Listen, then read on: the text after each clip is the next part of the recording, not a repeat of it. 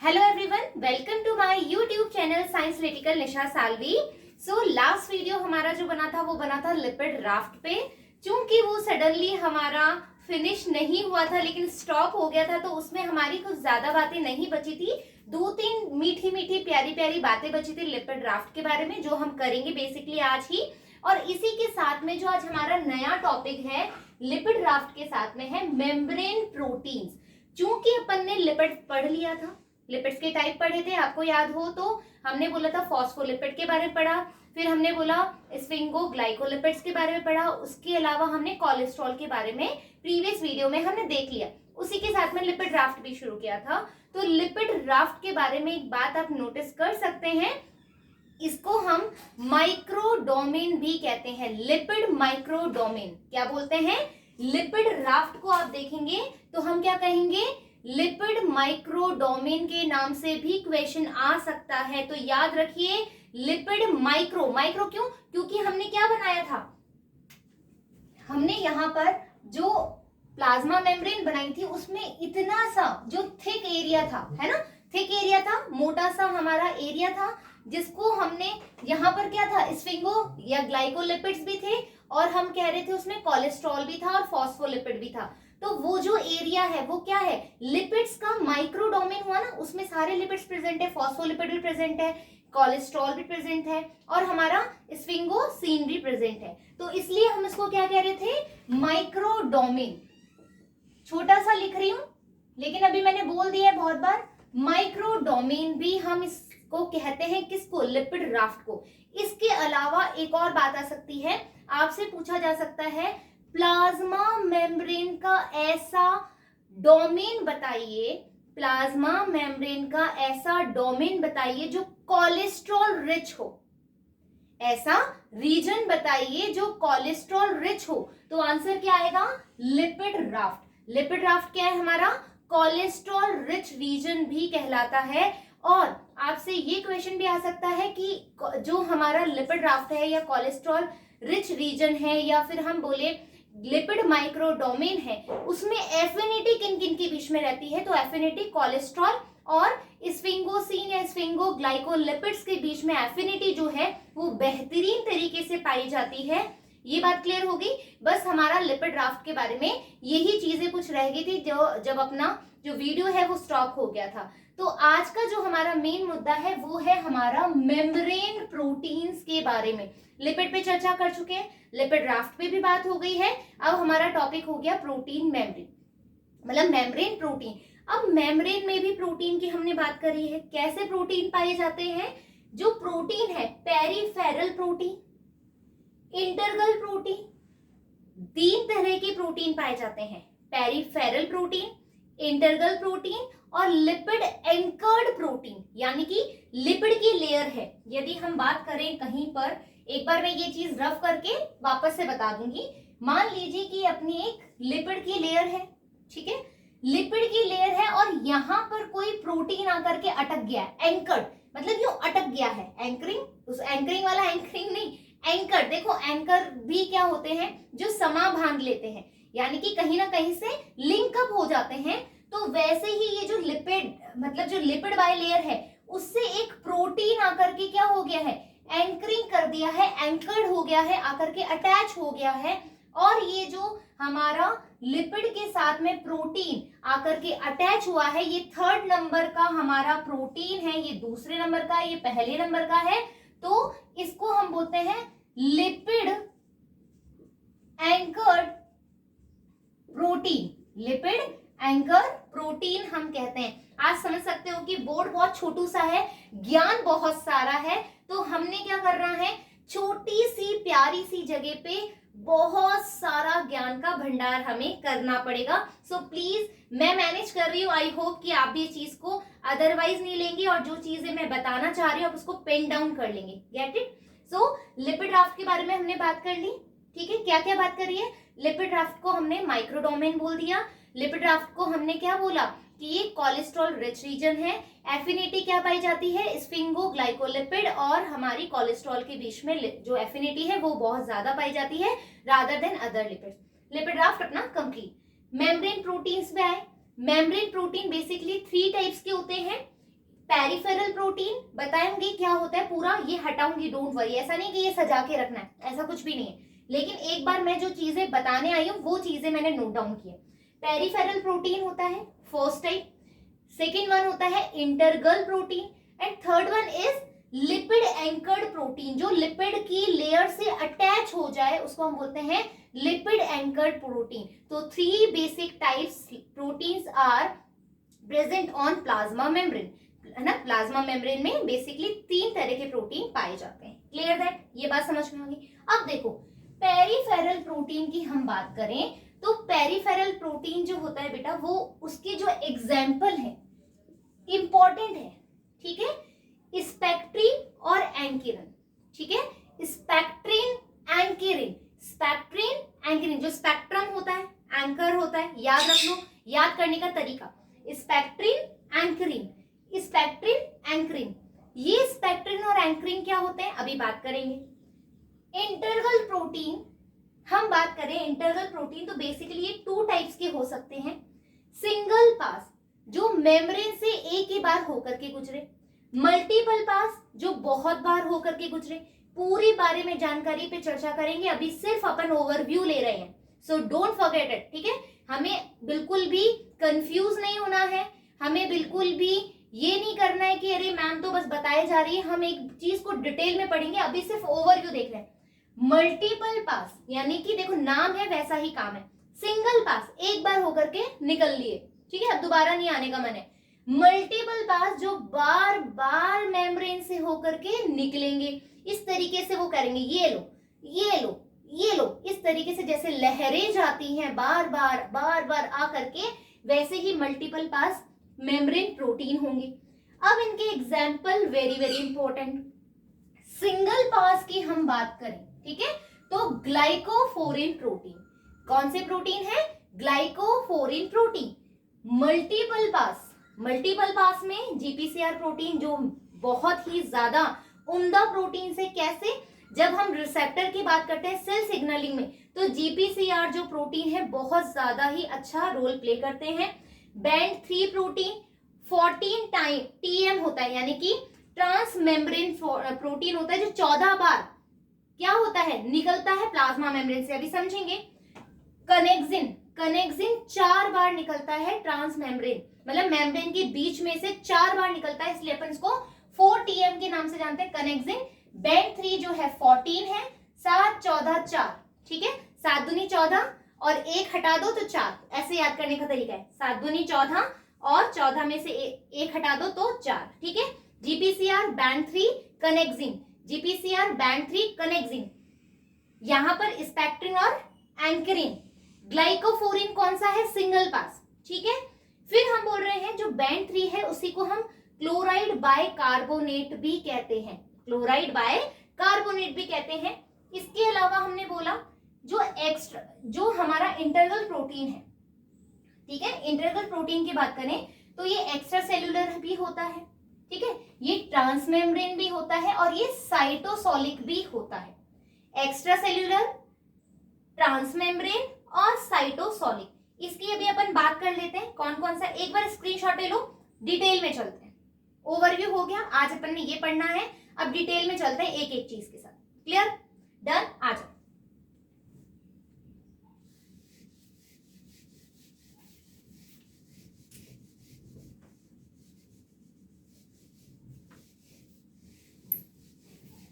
सबसे पहले अपन पढ़ेंगे पेरिफेरल प्रोटीन के बारे में। पेरिफेरल, देखो हम यदि एक रीजन की बात करें, मान लो ये एक कोशिका है, ठीक है, ये कोशिका है, ये मैंने बना दिया मेम्ब्रेन, ठीक है, ये हमने मेम्ब्रेन बना दी, ये लो, ठीक है, इस तरीके से हमने मेम्ब्रेन बना दी, ये लो, ठीक है। अब इस जो मेम्ब्रेन है ये क्या है हमारी, पीएम, यानी कि प्लाज्मा मेम्ब्रेन, प्लाज्मा मेम्ब्रेन, ये प्लाज्मा मेम्ब्रेन है। प्लाज्मा मेम्ब्रेन के बाहर वाला जो पार्ट है बच्चों, प्लाज्मा मेम्ब्रेन के बाहर वाला पार्ट कहलाता है हमारा नॉन साइटोसोलिक, ठीक है। प्लाज्मा मेम्ब्रेन के बाहर वाला पार्ट कहलाता है नॉन साइटोसोलिक, और इस प्लाज्मा मेम्ब्रेन के अंदर वाली बात करें तो ये वाला जो रीजन कहलाता है ये कहलाता है साइटोसोलिक रीजन। Clear that?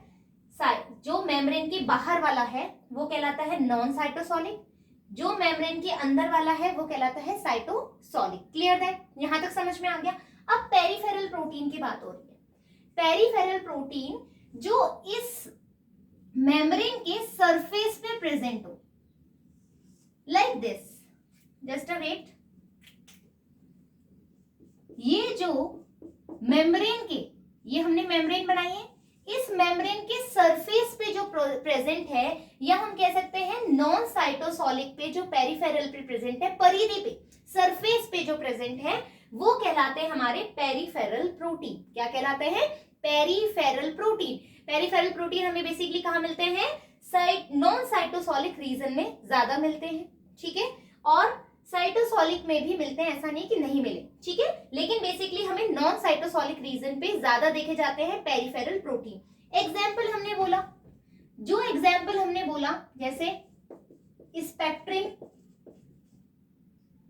और एंकीरिन, ये दो एग्जाम्पल लिए हमने पेरिफेरल प्रोटीन के। Example are very important for the CSIR NET examination. So please please please fix in your mind कि हमने क्या करना है, एग्जाम्पल्स पे भी उतना ही फोकस करना है। पेरिफेरल के दो एग्जाम्पल है, स्पेक्ट्रिन और ankyrin. Spectrin ankyrin, spectrin ankyrin. Spectrin और एंकीरिन मिलते कहां पर हैं सबसे ज्यादा? तो ये मिलते हैं बेटा आरबीसीज के सरफेस पे। आरबीसीज के जो मेम्ब्रेन होती है उसके सरफेस पे ये दो प्रोटीन मिलते हैं जो पेरिफेरल प्रोटीन का एग्जाम्पल है। सो आप इसका स्क्रीनशॉट ले लो। पेरिफेरल प्रोटीन क्या हो गए? जो non cytosolic region of plasma membrane पे प्रेजेंट होते हैं, परिधि पर जो प्रेजेंट होते हैं वो पेरिफेरल प्रोटीन कहलाते हैं। एग्जाम्पल हमने देखा स्पेक्ट्रिन और एंकीरिन, ये आरबीसी की मेम्ब्रेन के सरफेस पे पाए जाने वाले प्रोटीन है। क्या हेल्प करते हैं? जो फ्लूइडिटी है, आरबीसी की जो मेम्ब्रेन की फ्लूइडिटी है उसको बरकरार रखने में ये हेल्प करते हैं। Is that clear? Clear that? Done हो गया अपना पेरिफेरल प्रोटीन डन। अब आ जाओ हमारा इंटरगल प्रोटीन पे, ठीक है, इंटरगल प्रोटीन पे आ जाओ। Second one is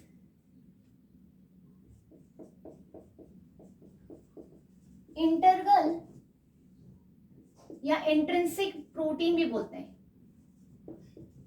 intrinsic protein भी हम इसको बोलते हैं। ये बेसिकली टू टाइप से हो सकते हैं, सिंगल पास और मल्टीपल पास। मल्टीपल पास। अब देखो सिंगल पास और मल्टीपल पास का क्या मतलब है। मान लीजिए ये अपनी मेम्ब्रेन है, कौन सी? Plasma membrane. ये क्या है? हमारी प्लाज्मा मेम्ब्रेन है। इसमें से कोई प्रोटीन आ रहा है और वो इस तरीके से जा रहा है, आया, एक बार गया है, एक बार होकर के गया है। ये जो रीजन है, ये जो रीजन है इसको हम बोलते हैं trans membrane region. Trans membrane region, या फिर हम इसको डोमेन भी बोलते हैं, या हम इसको साइट भी बोलते हैं। Clear that? ये जो मेम्ब्रेन के अंदर वाला जो अंदर वाला भाग है, ये वाला जो भाग है जिसको हम ट्रांस मेम्ब्रेन रीजन कहते हैं, ये बेसिकली कैसा होता है? कैसा होगा आप खुद सोचो। अंदर की तरफ मेम्ब्रेन में कौन से होता है? अंदर की तरफ टेल होती है। भाई यदि अपन मैं बनाऊं मेम्ब्रेन तो इस तरीके से है, ये लो, है ना। हेड तो क्या होता है? सरफेस पे होता है, टेल अंदर की तरफ होती है। तो यानी कि आपको याद हो तो जब अपन ने फॉस्फोलिपिड पढ़ा था, तो हमने क्या देखा था कि फॉस्फोलिपिड में जो हेड है वो कैसा है? हाइड्रोफिलिक, यानी वाटर का लवर, और जो लिपिड से कतई प्यार नहीं करता। लेकिन यदि अपन अंदर टेल की बात करें तो टेल कैसा था? Lipophilic, lover of lipid. तो यानी कि अंदर कैसा रीजन होगा? हाइड्रोफोबिक रीजन होगा और लिपोफिलिक भी होगा। Clear that? ये क्वेश्चन आता है कि जो प्रोटीन है यदि वो मेम्ब्रेन के अंदर की तरफ जो पार्ट है उसको हम बोलते हैं ट्रांसमेम्ब्रेन रीजन, डोमेन या फिर साइड। हाइड्रोफोबिक जो होता है हाइड्रोफोबिसिटी को शो करता है। ये किसको शो करता है? हाइड्रोफोबिसिटी को। अब आप देखोगे ये वाला जो पार्ट है, ठीक है, एक मिनट इसको थोड़ा मोटा कर दूं। ये वाला जो आप पार्ट देख रहे हो यहां पर, इसको हम बोलते हैं, मेम्ब्रेन के बाहर आपने पार्ट बनाया था तो आपने बोला था इसको non cytosolic domain. Non cytosolic domain है। अभी हमने बात करी थी, जब आपने स्क्रीनशॉट लिया होगा या फिर आपने नोट्स बनाए होंगे तो आपने देखा होगा अपन ने इंटीग्रल प्रोटीन को 3 तरीके से और विभाजित किया था। कैसे किया था? नॉन साइटोसोलिक, ट्रांसमेम्ब्रेन और साइटोसोलिक। ठीक है, तो नॉन साइटोसोलिक डोमेन के अंदर कैसा होगा प्रोटीन? एनवायरमेंट कैसा होगा? हाइड्रोफिलिक। ये याद रखने वाली बात है। जो ये वाला पार्ट है, ये वाला जो पार्ट है, ये कैसा होगा? प्रोटीन का जो पार्ट मेम्ब्रेन के बाहर निकला हुआ है वो कौन सा डोमेन शो करेगा? नॉन साइटोसोलिक डोमेन शो करेगा। और वो कैसा होगा? Hydrophilic, lover of water, water का लवर होगा। Clear that? फिर हम बोल रहे हैं कुछ भाग मैम यहां से भी निकल रहा है। देखो कुछ भाग मैम यहां से भी निकल रहा है, इसको हम क्या बोलेंगे? इसको हम बोलेंगे साइटोसोलिक। भाई मेम्ब्रेन के अंदर वाला पार्ट है ना, यू बनाए तो भाई मेम्ब्रेन को मैं यू बनाऊं तो ये नॉन साइटोसोलिक हो गया, ये साइटोसोलिक हो गया, तो ये लो साइटोसोलिक रीजन हो गया। ये साइटोसोलिक रीजन होगा तो ये कैसा होगा? ये होगा हमारा हाइड्रोफिलिक होगा, है ना, क्योंकि हेड वाला पार्ट नीचे भी तो मिलेगा। भाई प्रोटीन को तुम इस तरह से जमावड़ा कर दो, ये लो ये लो ये लो ये लो, तो ये वाला सरफेस और ये वाला सरफेस, ये तो कैसा होगा? दोनों तरफ से हाइड्रोफिलिक होगा। बस अंदर वाला जो ये पार्ट है, जो टेल वाला पार्ट है, यही क्या होगा? हाइड्रोफोबिक होगा। और दोनों जो सरफेस वाले पार्ट है वो हाइड्रोफिलिक होंगे। तो आपको समझ में आ गया सिंगल पास समझ में आ गया।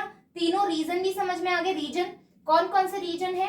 एक तो ट्रांसमेम्ब्रेन रीजन है जो मेम्ब्रेन के अंदर धसे हुए हैं, जहां पर टेल वाला पार्ट है हाइड्रोफोबिक। लिपोफिलिक मेम्ब्रेन के ऊपर वाला पार्ट है नॉन साइटोसोलिक रीजन, जहां पे हाइड्रोफिलिक होगा। ठीक है, फिर हम बोल रहे हैं साइटोसोलिक रीजन, जहां पे प्रोटीन निकला हुआ है, उसको हम क्या बोलेंगे? उसको हम बोलेंगे हाइड्रोफिलिक रीजन। आ गई बात समझ में? एक बार स्क्रीनशॉट ले लो क्योंकि अपन यहाँ पर इसको रफ करेंगे। क्लियर? आ गई बात समझ में? सिंगल पास का मतलब क्या है? ये जो रीजन अपन ने पढ़े ये रीजन्स क्या है? क्लियर? अब देखो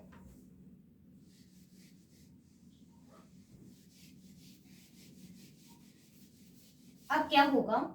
मैंने बोला सिंगल पास, ठीक है, सिंगल पास में जो प्रोटीन है इसका एग्जांपल अपन ने बोला था अभी ग्लाइकोफोरिन। ये कैसा प्रोटीन है? सिंगल पास प्रोटीन है, सिंगल पास इंटरगल प्रोटीन है। इंटरगल प्रोटीन है, कैसा है? सिंगल पास है। एग्जाम्पल क्या होगा? ग्लाइकोफोरिन। याद रखने वाली बात है, ग्लाइकोफोरिन क्या है? हमारा सिंगल पास प्रोटीन है। अब हम देखेंगे मल्टी पास प्रोटीन का क्या मतलब है। ठीक है,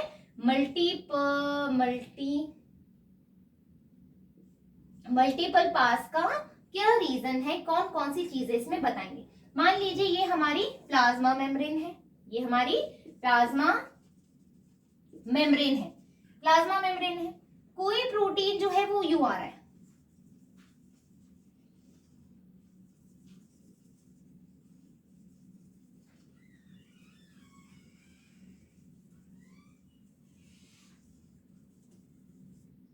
अब देखो अपन ने बना दिया, ठीक है, ये यहीं से शुरू हो जाना चाहिए। वैसे तो हमने बनाया कि एक हमारी मेम्ब्रेन है, इसमें से प्रोटीन बार बार निकल के जा रहा है, जब बार बार निकल रहा है, देखो यहां पर जब अपन ने बताया था तो एक बार आया, बस खत्म। यहां पर ये बार बार कंटिन्यूटी में चल रहा है, तो ये कितनी बार, आपको पता है ये वाला रीजन कौन सा है? अभी मैंने बताया था हाइड्रोफोबिक रीजन है। क्यों है? क्योंकि ये ट्रांसमेम्ब्रेन रीजन है। ये बहुत जरूरी पॉइंट है जिसको मैं बार बार बता रही हूँ। ट्रांसमेम्ब्रेन रीजन है, जो अंदर वाला पार्ट है ये ट्रांसमेम्ब्रेन है, ये नॉन साइटोसोलिक है और ये साइटोसोलिक है। अभी हमने बात कर ली है इसकी, सिंगल पास में भी सेम ही होगा, मल्टी पास में भी सेम होगा। इस ट्रांस मेम्ब्रेन रीजन में या हाइड्रोफोबिक रीजन में प्रोटीन कितनी बार निकला है, प्रोटीन कितनी बार निकल रहा है, वो ही उसकी काउंटिंग होगी कि वो कितना पास किया है। तो इसको अपन गिने तो 1 time, 2 time, 3 time, 4 time, 5 time, 6 time और 7 टाइम। यानी कि हमने किसका एग्जाम्पल ले लिया, जीपीसीआर का। जीपीसीआर जो सेल सिग्नलिंग में बहुत ज्यादा कार्य करता है, बहुत ही अच्छा रिसेप्टर का कार्य करता है, इंटीग्रल प्रोटीन का कार्य करता है, ट्रांस मेम्ब्रेन के अंदर होता है और सेल सिग्नलिंग में ये हेल्प करता है। और ये कैसा है, आपसे पूछा जाए जीपीसीआर कैसा मल्टीपल पास है तो आप बोलोगे 7 TM है। कैसा है, 7 TM। ऐसे ही अपन इधर बता दो एक बार, इसको रफ करे स्क्रीनशॉट ले लो। डन। यदि मैं इसके बारे में बात करूं, किसकी, बैंड 3 की, ठीक है, बैंड 3 की। बैंड 3 को हमने क्या बोला, क्लोराइड बाय कार्बोनेट भी बोला है, क्लोराइड बाय कार्बोनेट। लिख दूं यहां पर कहीं पर, क्लोराइड बाय कार्बोनेट, ठीक है, क्लोराइड बाय कार्बोनेट भी बोला बैंड 3। बैंड 3 मैंने बताया कितना है, 14 TM है। तो ये कितनी बार निकलेगा,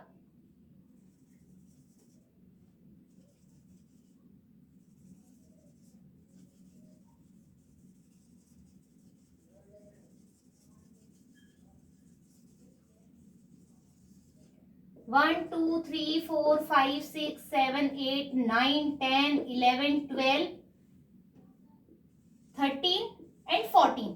तो ऐसे जब ये 14 बार किसी मेम्ब्रेन से निकले, यदि ऐसे 14 बार ये मेम्ब्रेन से निकल रहा है तो ये किसका एग्जाम्पल है, बैंड 3। आपको जरूरी नहीं है कि ये पूछा जाए कि भैया ये प्रोटीन कौन सा है, ये आपको एक डायग्राम भी दिखा सकते हैं। इसके अलावा हाइड्रोपैथी जो कर्व होता है, प्लॉट होता है, हाइड्रोपैथी प्लॉट, यहां लिख रही हूं, हाइड्रोपैथी प्लॉट। हाइड्रोपैथी प्लॉट पे डेफिनेटली क्वेश्चन आता है CSIR नेट के अंदर। इसको अपन इंडिविजुअल टॉपिक की तरीके से पढ़ेंगे। हाइड्रोपैथी प्लॉट में अपन को इस ट्रांस मेम्ब्रेन प्रोटीन के बारे में ही जानकारी होनी चाहिए। हाइड्रोपैथी प्लॉट में हम ट्रांस मेम्ब्रेन प्रोटीन के बारे में पढ़ते हैं, इसलिए मैंने आपको तीनों रीजन बता दिया। ये बाहर जो वाला पार्ट है नॉन साइटोसोलिक, अंदर वाला जो हाइड्रोफोबिक रीजन है ये कैसा होगा हमारा, ट्रांस मेम्ब्रेन वाला हाइड्रोफोबिक, और जो बाहर निकल रहा है वो साइटोसोलिक है, हाइड्रोफिलिक रीजन है। क्लियर दैट, आ गई बात समझ में। 14 बैंड 3 कैसा है, 14 पास है। कैसा है बैंड 3, 14 TM है ना, 14 TM है। यदि अपन बात करें कनेक्जिन की, है ना, कनेक्जिन की बात करें तो ये कैसा है, 4 TM है। कैसा है, 4 TM है। आई होप कि जो हमारा इंटीग्रल या इंटरेस्टिंग प्रोटीन है जिसमें हम बोल रहे हैं कि ये सिंगल पास है, तो हमने बोला कौन सा, ग्लाइकोफोरिन प्रोटीन। यदि ये मल्टीपल पास है तो बैंड 3, फिर हमने बोल दिया कि भैया हमारा GPCR, कनेक्जिन, ये प्रोटीन जो है hydropathy plot is a very important. So हम इसको इंडिविजुअल टॉपिक में पढ़ेंगे। यहां तक क्लियर, स्क्रीनशॉट ले लो। Done done. अब देखो थर्ड जो हमारा प्रोटीन है, थर्ड नंबर का प्रोटीन जो है वो है लिपिड एंकर्ड प्रोटीन। ठीक है, लिपिड एंकर्ड प्रोटीन यानी कि लिपिड की है और यहां पर ये एंकर्ड हो गया, लिपिड से एक प्रोटीन एंकर्ड हो गया तो हम इसको बोलते हैं लिपिड एंकर्ड प्रोटीन। इसका जो एग्जाम्पल है वो है पाल्मिटोल। ठीक है, पाल्मिटोल जो आपको पता है ये 16 कार्बन वाला होता है। कैसा होता है, 16 कार्बन वाला होता है।